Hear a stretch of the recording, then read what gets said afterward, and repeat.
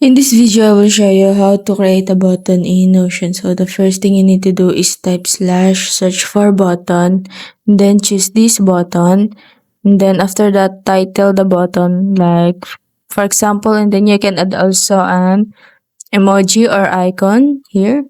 So I will choose icon, I will choose this plus sign, and I will choose this color green. Then after that, click on done. So you will see a red triangle here.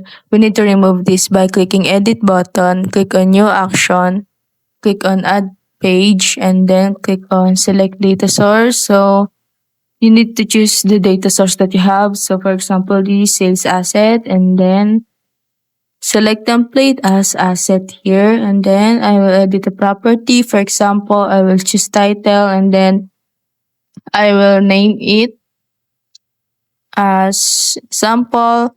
Then after that, I will click on add action. I will just open page form or URL, and then I will select a page. And then here I will select this, and then in this example, I'll choose a center pick. And then after that, I will click on done, and then we will try it. Click on the button, and you will see I will go to the sync block page. And that's it. If it helped you, please like and subscribe.